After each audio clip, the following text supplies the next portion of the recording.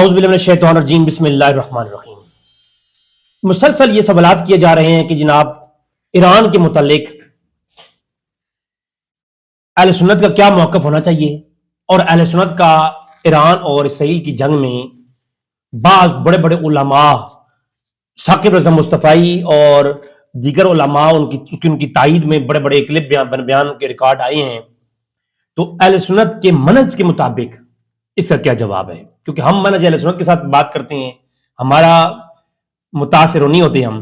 میں سوال کو اگنور اس لیے کر رہا تھا، مسلسل لوگ کر رہے ہیں میسج، اس لیے کر رہا تھا کہ جب میں بولتا ہوں تو میرے سامنے اس حوالے سے کوئی وہ حد نہیں ہوتی ہے، اور میں سر عام بولتا ہوں، بڑے بڑے لوگوں کے نام لینے پڑتے ہیں بیچ میں، تو پھر جب نام ایسے لوگ ملوث ہوں اور ان کا نام لیا جائے تو پھر ان کے ماننے والے بیچارے ناراض ہو جاتے ہیں، کیونکہ میں نے پہلے کہا کہ ہمارے ہاں پیری مریدی اور اندھی تقلید بہت زیادہ ہے، خاص کر پاکستان اور ہندوستان میں۔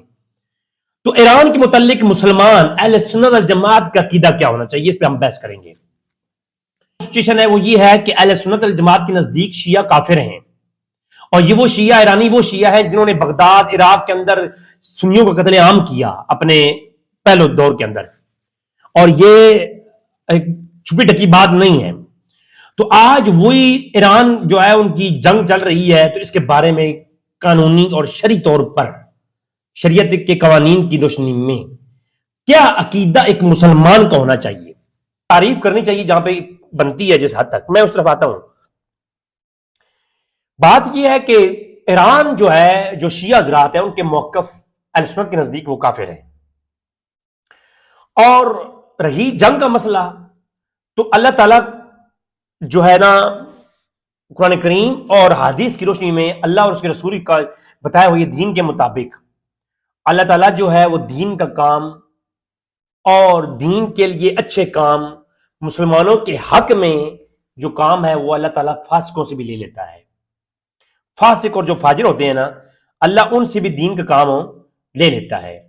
rizvibhai.com کے اوپر میری ویب سائٹ ہے، rizvibhai.com کے اوپر میں نے کل ایک تفصیلی پوسٹ اپلوڈ کر دی، جس سے میں نے دلائل کے ساتھ یہ بات ثابت کی کہ جو ہے اللہ تعالیٰ فاسق اور فاجر ان سے دین کی مدد لے لیتا ہے، اور بعض مشرک اور کافروں سے بھی دین کی مدد لے لیتا ہے، اور ایسے کافر ہیں جنہوں نے رسول اللہ کی مدد کی اور اللہ تعالیٰ نے ان کے لیے باقاعدہ انعام کے طور پر اعزاز بھی دیا ان کو۔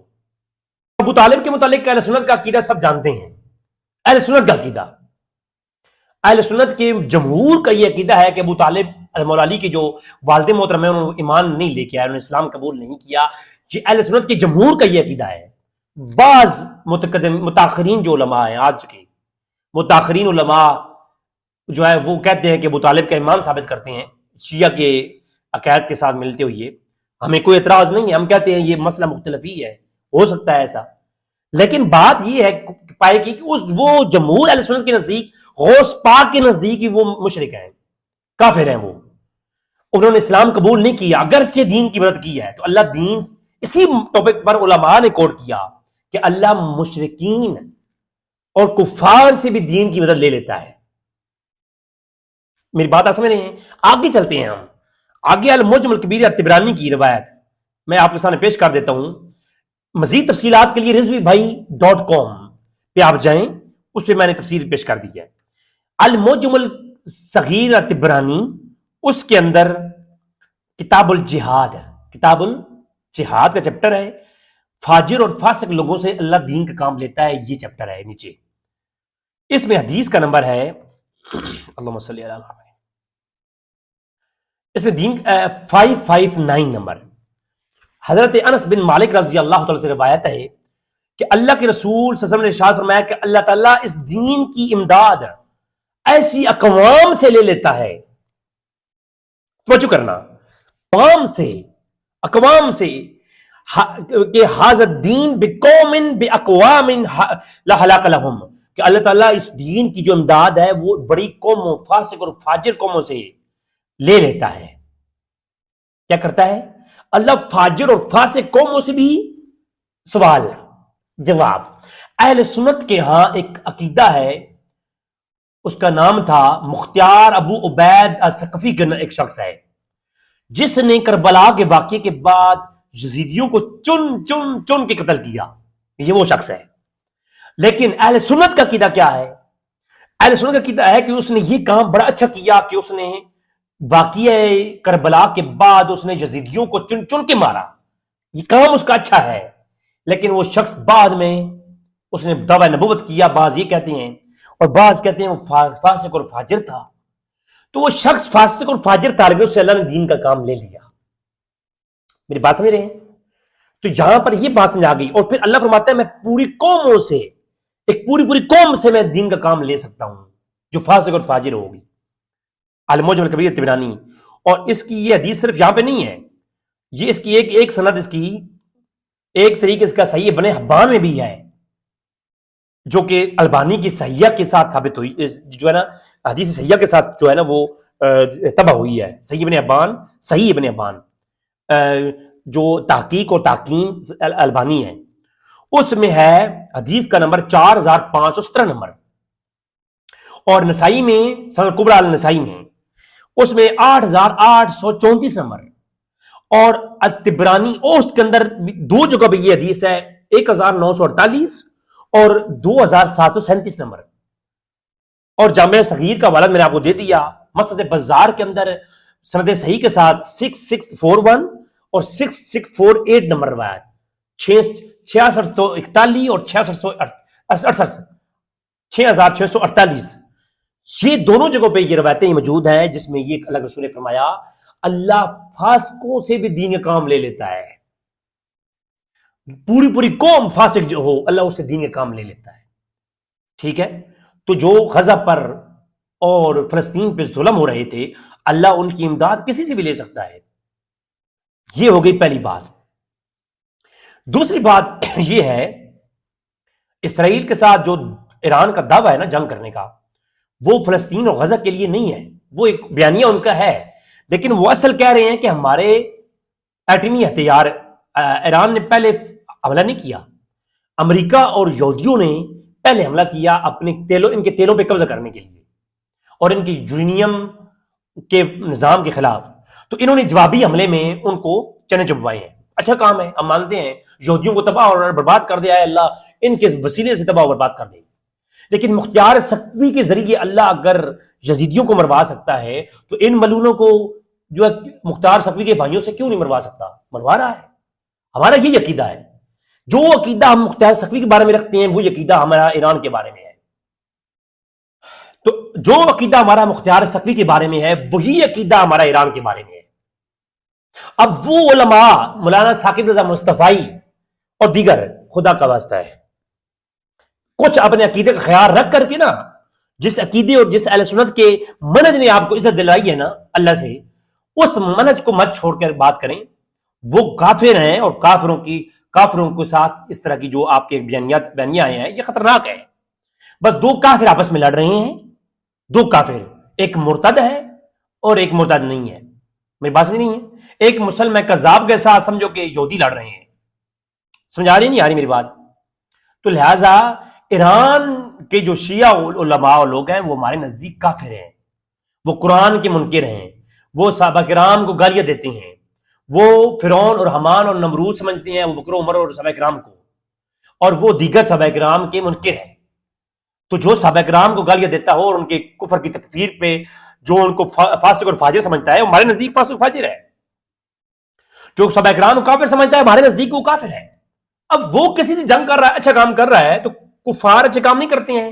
بڑی بڑی NGO ہیں کافروں کی، بڑے بڑے غریبوں کے لیے جو نظام ہے وہ کافروں نے بنا رکھے ہیں۔ آج پوری دنیا میں UNO کے نام سے ایک ادارہ ہے جو غریبوں کی ہیلپ کرتا ہے اور ان کی ہیلپ کرتا ہے، وہ یہودیوں کا بنایا ہوا ہے، کفار کا بنایا ہوا ہے، لیکن ہم اس کی تعریف کرتے ہیں کافروں کا یہ کام اچھا ہے، لیکن ان کو اجر نہیں ملے گا اس کے اوپر۔ ان کو جو دنیاوی فائدہ ہے وہ ضرور ملے گا، ایران کو دنیاوی فائدے ضرور ہیں، ان کا تیل بچ جائے گا، ان کے جناب والا جو ایٹمی نظام کا نظام ہے وہ بچ جائے گا۔ اور یہ جو ایران ہے نا، ایران یہ ان کو دنیاوی فائدوں کے اعتبار سے یہ جنگ کر رہے ہیں۔ ان کا مقصد اپنے یورینیم نظام کو بچانا اور اپنے نظام کو بچانا کے لیے یہ جنگ کا دفاع کر رہے ہیں۔ انہوں نے پہلے فلسطین کو بچانے کے لیے نہ کوئی حملہ کیا ہے، نہ کبھی کیا ہے، نہ کریں گے۔ یہ انہوں نے جو ابھی اسرائیل پہ حملے کیے ہیں یہ فلسطین کے لیے نہیں کیے، یہ تو انہوں نے پہلے حملے کیا یورینیم کو لینے کے لیے، ان کے ایٹمی نظام کو ختم کرنے کے لیے، تو اس کے بارے میں ہم بھی مان رہے ہیں، آپ بھی مان رہے ہیں، تو اس پہ ساری کہانی ہے، نہ کہ کوئی فلسطینیوں کا دکھ ہے، ان کو درد ہے۔ اگلی بات یہ ہے، اگلی حدیث سنیں ذرا، وہ حدیث کمال کی ہے، وہ حدیث ہے صحیح بخاری میں، صحیح بخاری کتاب الجہاد، اور باب ہو، اس باب کے اندر وہی باب لے کے آئے، اللہ تعالیٰ کبھی دین کی مدد فاسق اور فاجر لوگوں سے بھی لیتا ہے، اس میں جناب 3062 نمبر روایت ہے صحیح بخاری میں۔ ایک ابو ہریرہ روایت کرتے ہیں کہ ایک جنگ کے اندر ہم حضور کے ساتھ شریک تھے، تو اچانک ہم نے دیکھا کہ الگ رسول کے سامنے سے ایک شخص گزرا جو اسلام کا دعوے دار مسلمان تھا، حضور نے اس کے متعلق فرمایا کہ یہ جہنمی شخص ہے۔ اب وہ کچھ دیر کے بعد جنگ سٹارٹ ہوئی، اس نے بڑی جان نثاری کے ساتھ جنگ کی، جب وہ اس حالت میں کہ زخمی بھی ہو گیا تو سارے لوگ الگ رسول کے پاس آئے، یا رسول اللہ آپ نے کہا وہ شخص جہنمی ہے، جبکہ اس نے جس طرح جنگ کی ہے بڑی کمال کی جنگ کی ہے، اس نے حتیٰ کہ وہ زخمی ہو چکا ہے، اتنی جنگ کی کہ اپنی جان کی پرواہ نہیں کی، زخمی ہو چکا ہے۔ تو شخص نے آواز دی، کہا کہ وہ شخص جو ہے جو زخمی ہو چکا تھا وہ مر چکا ہے، اور مرا کیسے ہے؟ اپنے زخموں کی تاب نہ لا سکا اور اپنے آپ کو خودکشی کر لی اس نے۔ اور پھر اللہ کے رسول نے اس صورتحال کو جب سنا تو آپ نے فرمایا اللہ اکبر، اللہ سب سے بڑا ہے، جنت میں صرف مسلمان ہی جائیں گے اور فاسق و فاجر کے لیے جنت نہیں ہے، اور اللہ جب چاہتا ہے تو کسی ایسے بندے فاسق اور فاجر سے بھی دین کی مدد لے لیتا ہے۔ اللہ کبھی فاسق اور فاجر کے ذریعے بھی اپنے دین کی تائید فرماتا ہے۔ تو بھائی فاسق اور فاجر اور کفار جو ہیں، جو مرتد ہو چکے دین میں، کل مرزائی اگر امریکہ کے ساتھ جنگ کرنا شروع کر دیں اپنی کسی بیسک بنیاد پہ، تو آپ ان کی تعریف کرنے لگ جائیں گے۔ ہاں، دشمن کا دشمن یار ہوتا ہے، ایران ہمارا اس معاملے میں یار ہے، دشمن کا دشمن ہے، لیکن عقیدے اور نظام اور اسلام کی انہیں ہیرو نہ قرار دیں، اسلام کی ہیرو قرار نہ دیں ان کو، مہربانی کریں، ٹھیک ہے؟ یہ جو حنیف قریشی صاحب اور دیگر ان کے پٹھو ویڈیو اپلوڈ کر رہے ہیں نا، ایران کی جو ہے نا، وہ علی کے ماننے والے یہ کر رہے ہیں، ٹھیک ہے؟ علی کے ماننے والوں کا عقیدہ یہ ہے کہ مولا علی کرم اللہ وجہ کریم اپنی بیوی کی عزت نہیں بچا سکے، خیبر کا دروازہ کھول دیا۔ میری بات سمجھ آ رہی نہیں آ رہی ہے؟ تو لہٰذا علی کے ماننے والے جو ہے نا، وہ صرف کام نہیں آئے گا علی کا ماننا۔ مولا علی نے خود فرمایا، نہج البلاغہ کے شروع میں ہے، مصنف ابن ابی شیبہ میں ہے، کہ ایک قوم مجھ سے محبت کرتے ہوئے جہنم میں چلی جائے گی، گمراہی میں جائے گی، اور ایک قوم مجھ سے بغض رکھتے ہوئے جہنم میں جائے گی۔ تو نہ مولا علی سے بغض رکھنے والے بنے اور نہ ان کی محبت میں اتنے انواع ہو جائیں کہ جو مرتد لوگ ہیں ان کی تعریفیں کرنے لگ جائیں۔ تو الامان والحفیظ، یہ چیز سمجھ آ گئی ہوگی جی؟ یہ بات اتنی کافی ہے؟ اگر نہیں کافی تو پھر بتائیے گا، میں آن لائن بیٹھ جاؤں گا، میرے ساتھ بات کر لیجیے گا۔ اگلا سوال جو آپ لوگوں کا تھا وہ اگلا سوال ریکارڈ کر لیتے ہیں۔